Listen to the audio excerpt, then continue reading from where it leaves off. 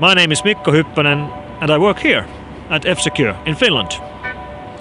And this here is Brain. Brain, the first PC virus in history. Written in January 1986, it's now 25 years old. And this here is a picture of me, almost 25 years ago, analyzing Brain. And I remember being fascinated about the virus and about how it worked and about where it came from. And we actually know where Brain comes from, because inside the code of the Brain virus there's an address. So we know it's coming from Pakistan, and we know it's written by two brothers, Basit and Amjad. Now we're going to go and find them. You've gone a long way, we're taking you back home.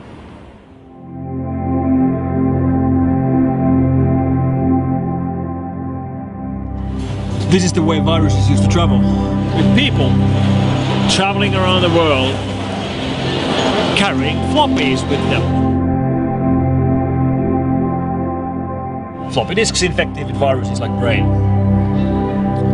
And of course today, all the viruses spread over the internet.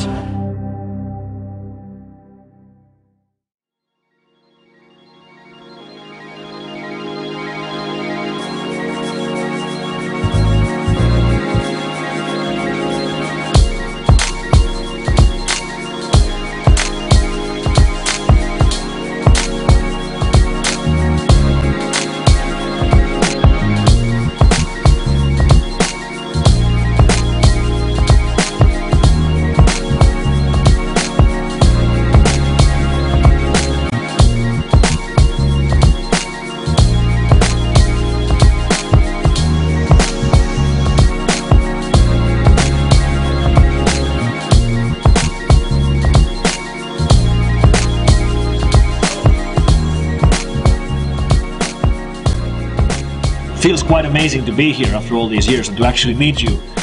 And we've collected lots of questions from people reading our blog or on Reddit or from Twitter. Questions people wanted to ask from you. So, first question. Who wrote Brain? Mr. Basit and me, we together, we finally concluded the final version of the virus. But the idea was floated way back in '84 with the help of few other friends and my customers even, you know. Now, many sources, including Wikipedia, list that Brain was found in January 1986. But what is the real date? When exactly did you write it? The most spread out version was finalized in somewhere September 1986. Another question. Why did you write Brain? We were experimenting few things. One thing that in DOS we can have something multitasking kind of thing, and the second thing to explore the security holes of the operating system in the comparison or in the contrast of Unix or Xenix, the de facto operating system of the that time, and the DOS was something new. And when we explored the security issues of the DOS and realized that it is quite vulnerable to the piece of codes, piece of code we wrote back then. So that was the motivation.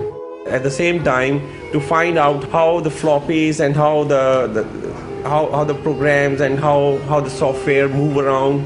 It can be, you know, we can monitor that by putting a code, and we can see and watch whether it is going to spread out all over the world or it can remain within a certain group of people. Were you aware of viruses before Brain? For example, the Elk cloner virus on Apple II? No, we were not aware of that. So this virus is known as Brain. But where does the name Brain actually come from? Actually, the Brain name comes from our company name. Our company name is. So the company already existed as Brain at the time. So when it says copyright Brain at the volume label of the infected floppy, it's copyright the Brain, the company, which is the company where we are right now. And in fact, you wrote the virus here in this same building. And the address you have inside the Brain virus, it's the address where we are right now, which is quite amazing. Which is also, you can call it dungeon. Yes. That's exactly what it is. Yeah. You also left your names, your address, and your phone number inside Brain. Why did you do that? Because that virus was not destructive and it was not made to destroy any data, and it was very friendly virus. It only detects if the space is available in floppy. It only goes then into that particular floppy. Several people called the phone number inside the virus. What was the first call like?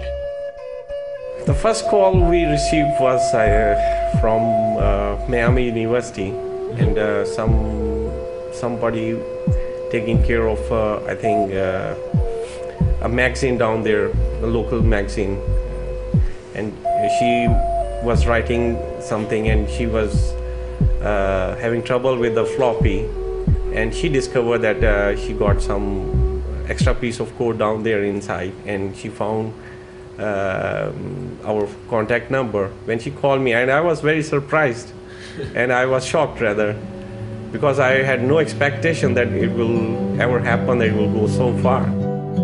As a result of Brain, did you ever get any threats? Did people get angry at you? No, it's very, very strange that, you know, I have never get any threat or anything, or any challenge like, you know, like lawsuit or anything like that. So after Brain, did you ever write any other viruses? No, never. And most of the malware we see today are written to make money. They're written for financial gain through banking trojans and keyloggers. What do you think about that?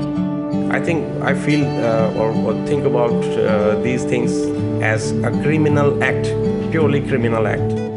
Do you regret writing Brain 25 years ago? In fact, that time when we wrote, we had no intentions to have any distraction or anything. So we never thought of having any regrets or anything.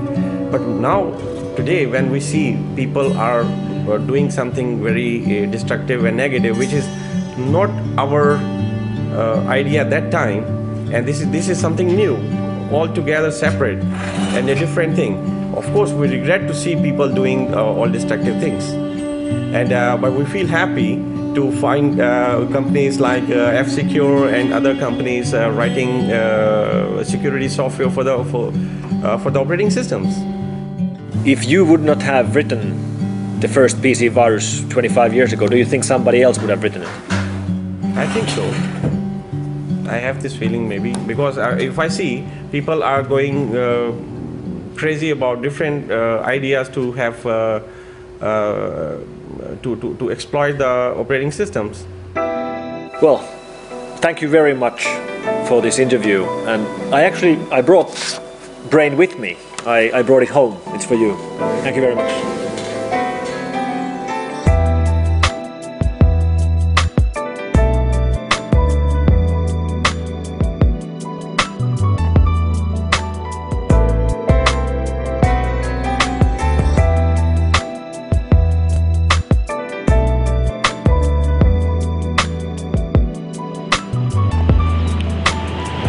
And that's the story of Brain. And it's been really extraordinary for me to be able to come here and to meet these people and to understand the history of Brain much better.